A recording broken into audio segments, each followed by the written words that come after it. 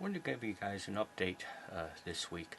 I know the compost pile is really heated this whole week, and I'm anxious to get inside and see what it looks like. So I thought I'd take you on a little tour today and show you some of the new things I'm working on and show you the compost pile. I hope you like it. It's Saturday morning, about 8 o'clock, and I'm going to get ready to turn my compost pile. I'm going to shrink my fence down quite a bit. I want to get it up higher so I can get more air through it. As you can see, it's about 41 degrees out this morning. Now I'm going to stick this in the pile. And as you can see, my probe is kind of short, only 12 inches long, and it's real skinny. That's the reason I'm replacing it. But let's see what the temperature in the pile is. Now, as you can see, I'm down to 149 degrees, and that's going down in about a foot in the pile. And this pile is about 2 foot tall, so that gives me, so that temperature has dropped down by about, I have 10 or 11 degrees over this week. So I think this is a great time to turn the pile and get a little more oxygen into it. Okay, I set up the fence beside it, and what I did is I reduced the diameter from about 4.5 foot in diameter down to 3.5 foot. So I should be able to get it to pile up a little higher. What I did, according to Elaine, is I took the top off and I put it on the bottom of the new pile. I also included the sides. I saw about 6 inches in on each side had not been composted at all, so I took the sides off too. So now you take the center and you set it off to the side, and you put the bottom of the compost in the middle, and then put the old center on the top. So that's what I'll be doing next. I've also I've watered it down because it doesn't seem dry enough. Let me show you. And I don't mean dry enough, I mean not wet enough. But as I reach down, now this is the center of the pile, and I grab a handful and I squeeze. If you could see there's just no water coming out, so it's damp, but it's less than 40%, so I'm going to water it down. But you can see there's just no grass clippings at all, and this is pretty warm. I mean, this is just hot down in here, but it's just no water dripping out of this at all, so it's just a little dry. I hope you guys can see this, but I got the top off now, and it's pretty steamy. I suspect it went anaerobic, as you can see the center of the pile is kind of turned a reddish brown, kind of green, ugly looking, and I can smell, you know what silage smells like? I could smell like a silage smell, so that would tell me that's some fermentation going on, and which means that it got too hot down here. So that's the bottom of the pile. The center I got laying around the outside edges. Now I'm going to take that bottom of the pile and put it in the center of my new pile. I want to point out, you see that white stuff on some of the leaves? Now when I was making hay, we always called that mold. It meant that your bale of hay had molded on the inside. It got too hot and it started to break down. Now I was always under the impression that was when it got too hot. Now I have to rethink the whole thing because I'm seeing a lot of this white stuff on the outer leaves. Let's go over here and look at. You see that white stuff?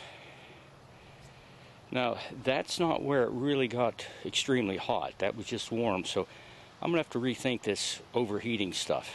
I don't know if that white stuff is bad or not. Okay, there we go. I got the pile all turned. I got the top on the bottom of the new one, the bottom in the middle, and the middle of the old pile on the top. And I've reduced the size so it's much taller. I suspect it's really going to shrink down this week. Let's check the temperature.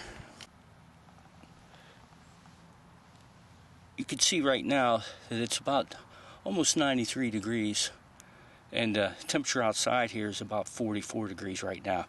Now, don't get in a big hurry. You know, when you're turning the pile, it's going to take you some time. I imagine I spent an hour and a half turning this, because you got to shake out every little bitty clump. Well, at least I did. I shook the clumps out so I didn't have anything that would go anaerobic. And then I watered each layer, make sure it was wet down. And now that I rethink about the whole thing, it's I didn't smell anything rotten or putrefied in a pile at all. It has a good organic smell to it. That silage smell, that's something animals eat. So I don't think at all that's a bad smell, but it is something that's happening to the vegetable material. But I didn't see anything bad in that whole pile. I think it was the way it was meant to be. Now, the thing I want to clarify is that I believe Elaine Ingram has done tens of thousands of compost pile, and she has it down to a science. And so when she's telling us something, she's coming at it from a scientific perspective and giving us the exact details. But you know, we're not making a race car here. We're just trying to get some compost. So, you know, even though we might not have it exactly right, I think it's, you know, it's good enough. Now, that pile might be a little bigger than what you have to have, but you know, I think that's probably the minimum size. And I have to give a shout out to Daryl on this. This is all his stuff. I wouldn't be able to do any of this without Daryl providing all the material for me. So thanks to him. I figure while I'm out in the garage, I might as well go ahead and give you an update on the worm bin. It's I've got a whole lot of new ideas on it. I watched that video of Elaine's when she's talking about urban composting and worm farming, and she gave me a whole different perspective on things. As you can see, I put 2 pieces of apple core in there, apple cuttings in there now, about a week ago, and they still haven't touched it. These things are eating a whole lot less than I originally thought, and I was just causing problems by putting too much food in. When the top of that ground is smooth and those pieces are gone, I'll put a little more food in. But you got to be careful not to overfeed them, and you want to keep it a little bit wet. And this is pretty damp, but there's still a lot of material down in there that those worms will be eating and breaking up. I got a lot of newspapers in here, and because I'm really looking for more of a fungal type worm casting, so I'm trying to really feed the carbon products and not so much this green products. But I think they're doing fine. I mean, they're not trying to climb out, so I don't have too much moisture. It's not going anaerobic. But I was feeding too much, and that was causing problems. The other thing that I was doing wrong is I was covering the top to hold the moisture in, which I was told on YouTube. And these are aerobic creatures. You do not want to cover the top. You want to let it breathe, and you want to keep air going down through it. So that's it with the worm composting. Good morning, guys. I thought I'd give you a picture of my indoor lettuce garden. You can see I got them all under grow lights. But I wanted to talk to you a little bit about what Lisa Ziegler said at that seminar I was at. And that's particularly the distance of the lights from the plants. As you can see with this one, this is an old style, has those big fat tubes in it. Now these are 40-watt bulbs, and I got them right down on top of the plants. With the light being very close to the plants, you can see how the plants grow stalky and very healthy, and they stay down shorter. Now, the important thing is that those bulbs cannot heat up. If you have heat coming on them, it'll just burn your plants, and they won't tolerate that. Now, that's a 40-watter. And when you look at this one, this is a 120-watt grow light. But this puts off a lot of heat, and I just can't keep it close to the plants. And you can see how the plants stretch out, and they're more spindly. They're not nearly as stalky. So that's a problem, and it has to be dealt with. I'm not sure the exact, you need lots of light, but it has to be close. Well, that's it for this week, guys. I hope you liked the videos, and I'll see you probably next week.